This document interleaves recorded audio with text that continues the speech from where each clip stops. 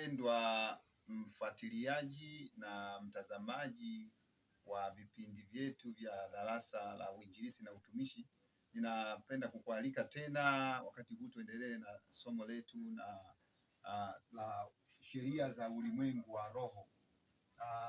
Kama tumekuwa nikieleza mara kwa mara kwamba ulimwengu wote wa aina mbili, wa roho na wa mwili, unawezeshwa na sheria.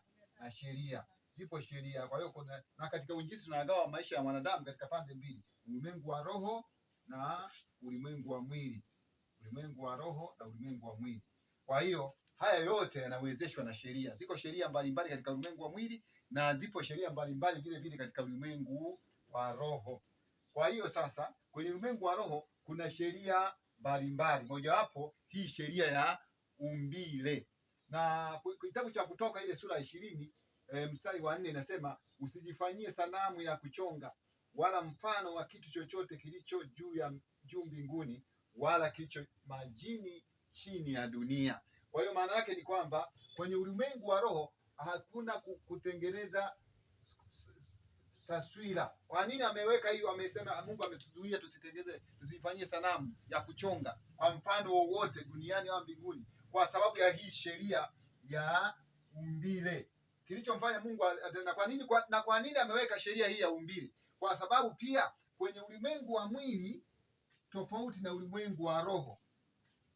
Ulimwengu wa mwili tofauti na ulimwengu wa roho. Kwenye ulimwengu wa roho kuna sheria, hakuna umbile maalumu. Yaani ulimwengu wa roho hauna umbile maalumu, hauna maumbo, hauna taswira maalumu. Lakini kwenye ulimwengu wa mwili kumejaa formula, kanuni, mahesabu, njia. Na ulimwengu wa roho pia ulimwengu wa roho wenyewe hauna umbile la kushikika. Huku kuna maumbile ya kushikika, maumbo. Na kwa sababu gani kuna maumbo? Kwa sababu huku kwenye ulimwengu wa roho unatawaliwa na akili. Akili ndio inatawala huku, ikiwezeshwa na sheria mbalimbali. Lakini pia hapa kunatawaliwa na Roho Mtakatifu, naongozwa na Roho. Sasa unaweza kuuliza, kwa nini sasa hata katika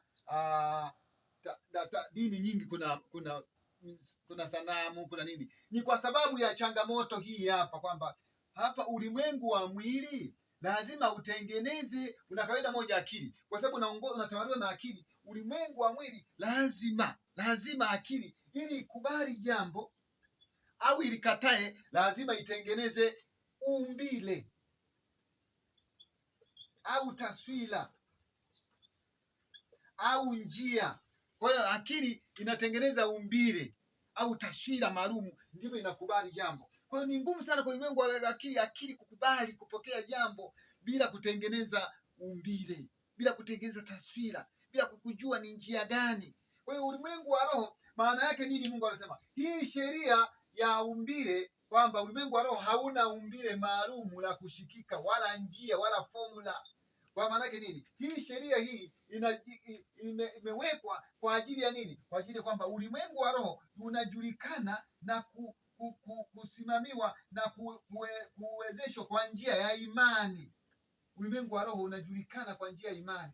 Maana yake nini? Ni imani tu. Imani ni nini? Imani ni kuizima akili isitengeneze taswira, isitafute njia ya namna ya kupata jambo. Unapoidhibiti akili, hiyo ndio inaitwa imani. Sio kwamba kudhibiti akili sifanye kazi.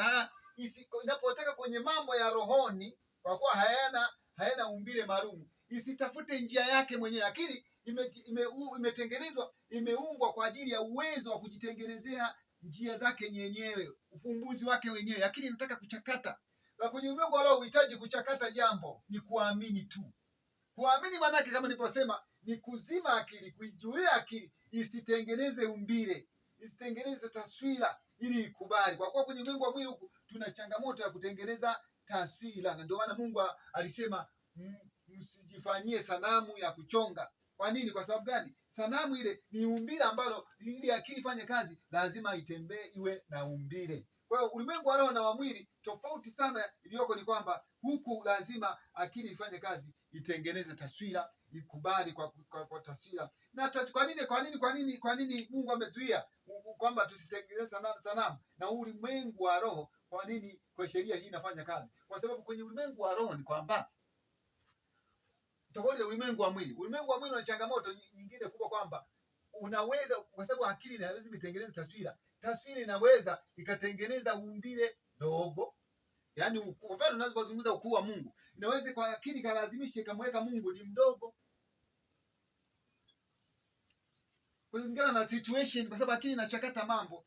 Kwa hiyo sheria ya ulimwengu wa roho inasema ni hakuna umbile, na Mungu alizuia kwamba tusitengeneze sanamu, kwa sababu kutengeneza sanamu na kujifanyia sanamu ya kuchonga kwa mfano wote ni kutengeneza, ni kuweza kuweka umbile.